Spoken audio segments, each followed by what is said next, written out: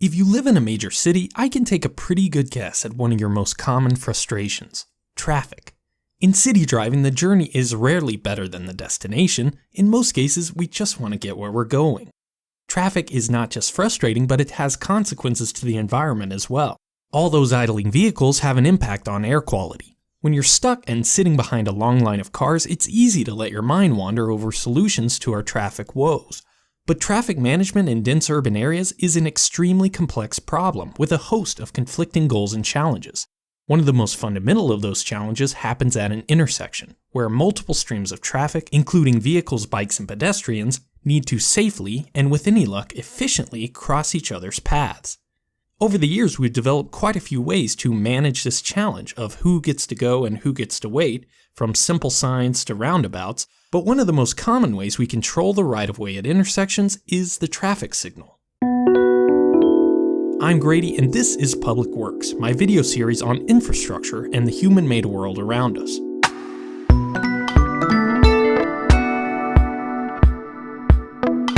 This video is sponsored by Squarespace. More on that later. There are a lot of good analogies between cities and human anatomy, and roadways are no exception. Highways are like the aorta, with a high capacity and single major destination. Small collector roads are like the capillaries, with not much capacity, but a connection to every individual house and business. And in between are the aptly named arterial roadways, the medium capacity connections between urban centers. Rather than ramps, overpasses, and access roads to control the flow of traffic, arterial roads use at-grade intersections through which only a few traffic streams can pass at a time. We call this interrupted traffic flow for obvious reasons. In most cases, these intersections are the limit to the maximum throughput of the roadway. In other words, increasing the number of lanes or speed limit won't have any effect on the overall capacity of the road. The only way to increase the number of vehicles that safely travel from point A to B is to increase the efficiency of the intersection. In addition, these intersections are where a vast majority of accidents occur. For these reasons, traffic engineers put a lot of thought and analysis into the design of intersections and how to make them as safe and efficient as possible. Controlling the flow of traffic through an intersection, otherwise known as assigning right-of-way, is an enormous challenge and almost always requires a compromise of numerous conflicting considerations, including space, cost, approach speed, cycle time, sight distance, types and volumes of traffic, and human factors like habits, expectations, and reaction times. Intersections also need to be rigidly standardized so that when you come to an unfamiliar one, you already know your role in the careful and chaotic dance of vehicles and pedestrians. From a throughput standpoint, the ideal intersection would cause no interruption to flow whatsoever, but you can't put a high-five interchange on every city block. On the other hand, simple signs are cost-effective and don't require any extra space, but they can't handle a lot of volume because they create an interruption for every single vehicle passing through the intersection. You can see why traffic signals are so popular. They aren't a panacea for all traffic problems, but they do offer a very nice balance of the considerations we discussed before: relatively low cost, minimal space requirements, and the ability to handle large volumes of traffic with only some interruption. In their simplest form, traffic signals are a set of 3 lights facing each lane of an intersection. When the light is green, that lane has the right-of-way to cross. When the light is red, they don't. The amber light warns that the signal is about to change from green to red. Beyond this basic function, traffic signals can take on innumerable complexities to accommodate all kinds of situations. Let's take a look at a typical intersection here in the US to show how they work. At each approach to an intersection, there are 3 directions vehicles can go, called movements: right, through, or left. Right and through are usually grouped together as a single movement, so a typical 4-way intersection has 8 vehicle and 4 pedestrian movements. These movements can be grouped into phases of the traffic signal. For example, the left turn movements on opposite approaches can be grouped into a single phase because they can both go at the same time without conflicts. Traffic engineers use a ring and barrier diagram to sketch out how different phases of the signal are allowed to operate. Here's the ring and barrier diagram for our example intersection. The first phase is the major street left turns. Then the major street vehicle and pedestrian through movements. A barrier to clear the intersection. The minor street left turns. The minor street vehicle and pedestrian through movements. And finally, another barrier before the cycle starts again. There are an endless variety of phasing arrangements that traffic engineers use to accommodate various intersection configurations and traffic volumes for each movement. Even the simple decision of whether to use protected or unprotected left turns takes a significant amount of analysis and consideration.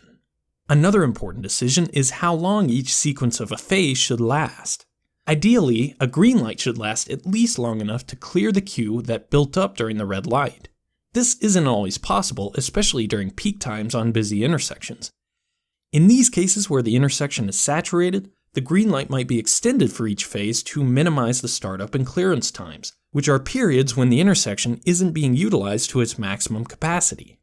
The amber light needs to last long enough for a driver to perceive the warning and decelerate their vehicle to a stop at a comfortable rate.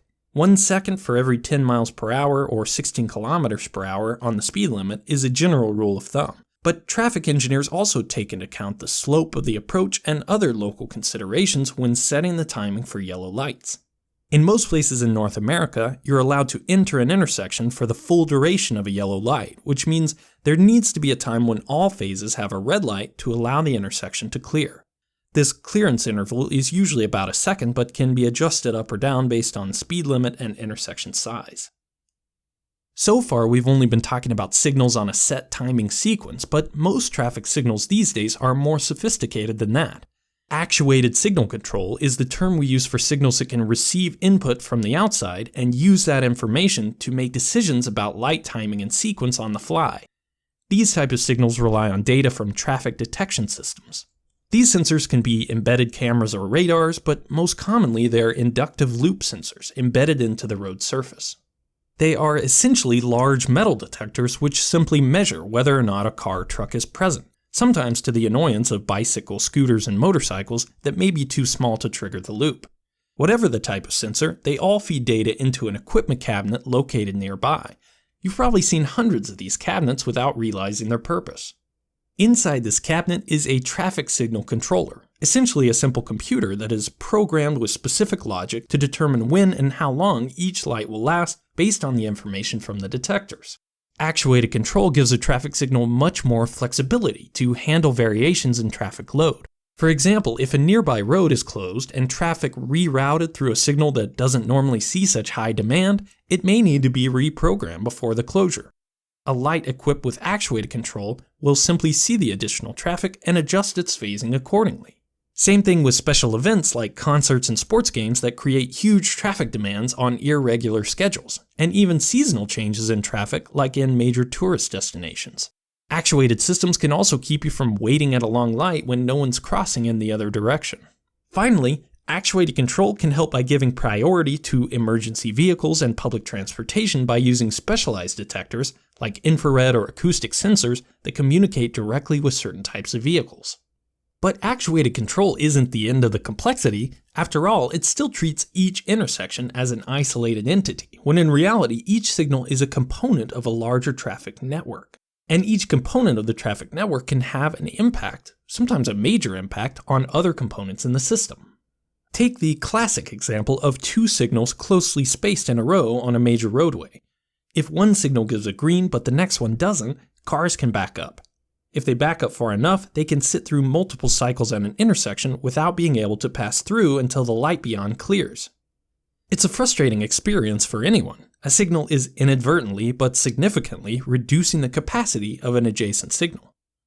One solution to this problem is signal coordination, where lights can not only consider the traffic waiting at their intersection, but also the status of nearby signals. This is a very common configuration on long corridors with relatively minor but frequent cross streets. The signals on the major road are timed so that a large group of vehicles, called a platoon by traffic engineers, can make it all the way through the corridor without interruption.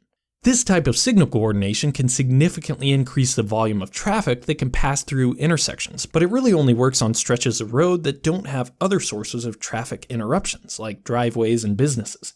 If the platoon can't stick together, the benefits of coordinating signals mostly gets lost. The obvious next step in efficiency is coordination of most or all the signals within a traffic network. This is the job of adaptive signal control technologies, or ASCT.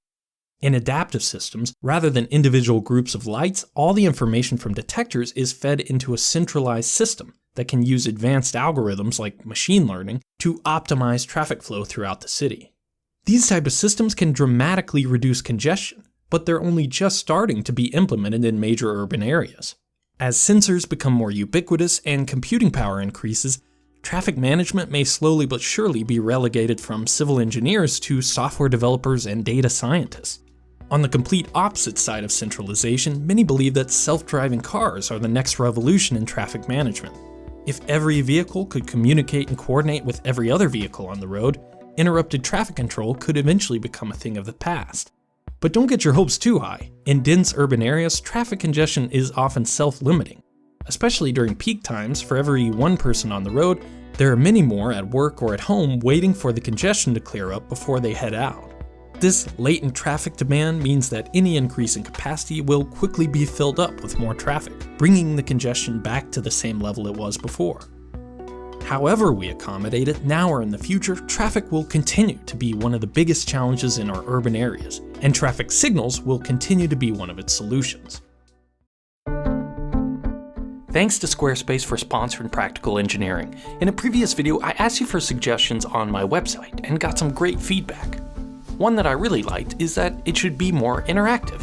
Squarespace is an all-in-one platform to build a website that doesn't require plugins, updates, or patches, and they're offering you a free trial at the link in the description below. Use code Practical Engineering to get 10% off.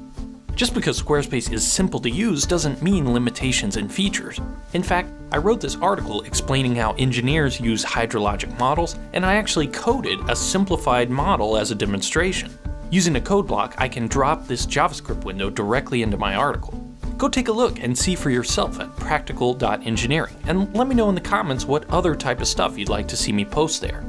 If you've got an idea to share with the world, Squarespace is offering fans of the channel a free trial at squarespace.com/practicalengineering, or just click the link in the description below. Use code Practical Engineering to get an additional 10% off your first purchase. Thank you for watching, and let me know what you think.